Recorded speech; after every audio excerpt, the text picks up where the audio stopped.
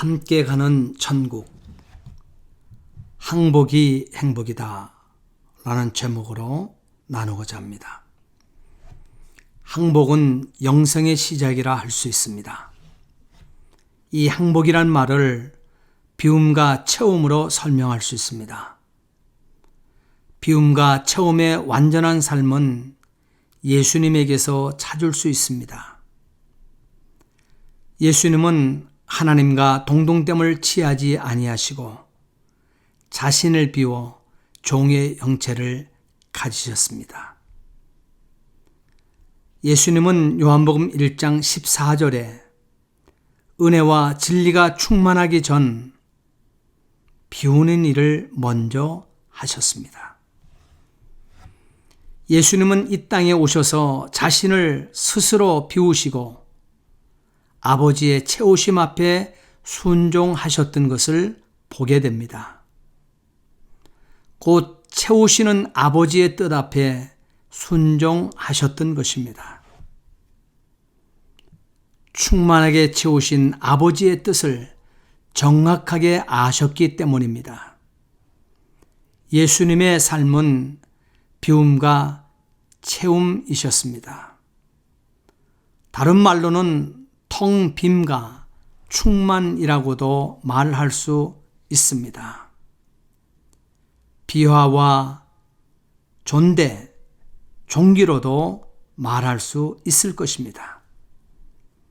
성경에 나오는 많은 하나님의 사람들 역시 자신의 고유의 영역에서 떠남으로 체험을 얻게 된 삶의 실천을 보이고 있습니다. 그 가운데 대표격으로 아브라함을 보아도 하나님의 명령하심에 순종으로 답을 합니다. 본토와 아비집과 일가 친척을 떠나 알지 못하는 곳으로 말씀 따라 순종함으로 비움을 실천했던 사람이 됩니다. 물론 떠남은 아픔입니다. 고통입니다. 두려움입니다. 오랫동안 익숙했던 것들에게서 또한 의지하며 살았던 터전을 버리고 떠난다는 것은 그리 쉽지 않으며 두려운 일입니다. 그러나 아브라함은 떠남을 통하여 항복을 실천한 사람인 것입니다. 무엇보다도 아브라함 생애에 있어서 가장 큰 항복은 100세에 얻은 아들 이삭을 하나님께 제물로 드려야 했을 때였을 것입니다. 사실 아브라함은 자신의 전 생애가 하나님으로 가득 찬 삶을 살았습니다. 그러던 어느 날부터인가 하나님께 고정되었던 아브라함의 눈길과 마음이 이삭에게 고정되기 시작합니다. 이때 하나님은 아브라함을 부르십니다. 그리고 그 사랑하는 아들 이삭을 제물로 바치라고 명하십니다. 아브라함은 자신 안에 가득 차 있던 이삭을 비워야만 하는 항복에 자신을 순종시킵니다. 그러나 이 항복은 축복이었습니다. 이 항복을 통해서 아브라함은 하나님의 뜻, 곧 아버지의 소원을, 곧 아버지의 마음을 알게 되었습니다. 이 큰 항복을 인간인 아브라함이 순종한 지 2000년 후 하나님 자신의 품에 있던 독생자 예수를 비우셔서 십자가의 죽으심에 희생제물로 내어놓으시는 하나님 아버지의 마음을 이 세상에서 가장 먼저 경험한 사람이 아브라함이었다는 사실을 우리는 놓칠 수가 없습니다. 한나는 언제인지 모르지만 하나님이 계획하신 시간을 기다리며 날마다 성전에서 하나님의 약속의 성취를 기다렸던 것입니다. 이들 모두는 하나님께 항복하였기에 자신들의 삶 전체를 완전히 드렸습니다. 여호수아는 자기의 인생에서 가장 큰 전쟁을 앞에 두고 하나님을 대면했습니다. 하나님 앞에 무릎을 꿇고 경배드리며 자기 계획을 모두 맡겨버렸다고 여호수아 5장 13절로 15절 말씀에 기록을 남깁니다. 이 항복이 여리고의 승리를 가져온 것입니다. 이렇게 항복할 때 승리합니다. 하나님께 항복할 때 우리는 더욱 강해집니다. 하나님은 항복한 사람을 역사의 무대에 세우셔서 행복한 자로 사용하십니다. 마리아를 택하셔서 예수님의 어머니가 되게 하신 이유, 그녀의 재능입니까? 아니면 부요하거나 아름다웠기 때문입니까? 마리아는 하나님께 완전히 삶을 맡긴 사람이었기에 가능한 사건이었습니다. 천사가 있을 수 없는 하나님의 계획을 말했을 때 마리아는 차분히 누가복음 1장 38절 주의 계집종이오니 말씀대로 내게 이루어지이다. 주의 계집종이오니 말씀대로 내게 이루어지이다. 이렇게 하나님께 항복한 삶을 하나님이 사용하신 것입니다.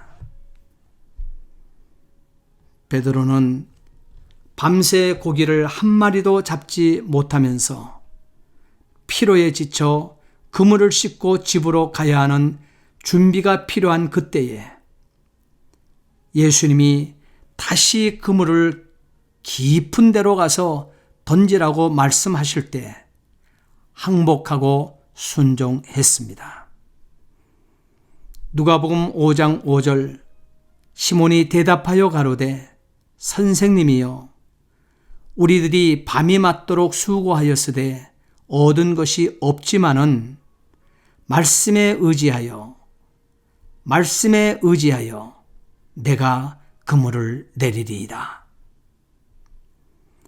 항복한 사람은 하나님의 말씀이 이해가 되지 않아도 순종합니다. 바울 역시 다메섹으로 가는 길에서 눈부신 빛을 보고 쓰러진 후 자신에게 들려주신 주님의 음성을 듣고 항복의 순간을 맞이하였습니다. 이후 바울은 고린도전서 15장 31절 나는 날마다 죽노라고 말했습니다. 이는 항복한 삶은 매 순간 이루어져야 한다는 것입니다. 평생 해야 하는 것입니다. 하나님은 우리에게 산 제물로 드리라고 하십니다. 이는 우리가 제단에서 내려올 수 있다는 것입니다. 그래서 바울은 나는 날마다 죽노라 했던 것입니다. 그렇기에 항복의 삶은 매일의 습관, 매일의 삶이 되어야 한다는 점입니다. 우리의 길이요 진리요 생명이신 예수님 역시 스스로 항복하며 내어드림으로 십자가에 못 박혀 돌아가시기 전날 밤 마가복음 14장 36절 아바 아버지여 아버지께서는 모든 것이 가능하오니 이 잔을 내게서 옮기시옵소서. 그러나 나의 원대로 마옵시고 아버지의 원대로 하옵소서 라고 기도하셨습니다. 이렇게 진정한 항복은 아버지여 만약 이 문제, 이 고통, 이 아픔, 이 상황이 아버지의 목적과 영광을 위하여 필요하시다면 아버지의 원대로 하옵소서라고 말하며 행동하는 것입니다. 나의 삶을 항복하며 드리는 것은 힘든 일입니다. 이것이 영적 전쟁인 것입니다. 예수님은 이렇게 말씀하셨습니다. 누가복음 9장 23절 아무든지 나를 따라오려거든 자기를 부인하고 날마다 제 십자가를 지고 나를 좇을 것이니라. 이는 매일의 자신의 삶을 기꺼이 항복해야 한다는 것입니다. 로마서 12장 1절에 산제사 곧 영적 예배를 드리고 있는 자, 요한복음 1장 12절 영접하는 자 곧 그 이름을 믿는 자, 갈라디아 2장 20절 내가 그리스도와 함께 죽었으니, 로마서 6장 13절 오직 너희 자신을 죽은 자 가운데서 다시 산 자같이 하나님께 드리라. 이것이 항복입니다. 이제 우리 모두는 하나님께 항복하여 자신의 지체를 불의의 병기로 제의에 드리지 말고 자신의 지체를 의의 병기로 하나님께 드리는 날마다의 승리자 되시어 영원한 것을 위해 영원하지 않는 것을 버리고 영원한 것을 위해 영원하지 않는 것을 비우는 최후의 승리 얻으시기를 바랍니다. 또한 너희 지체를 불의의 병기로 죄에 드리지 말고 오직 너희 자신을 죽은 자 가운데서 다시 산 자같이 하나님께 드리며 너희 지체를 의의 병기로 하나님께 드리라. 로마서 6장 13절 말씀.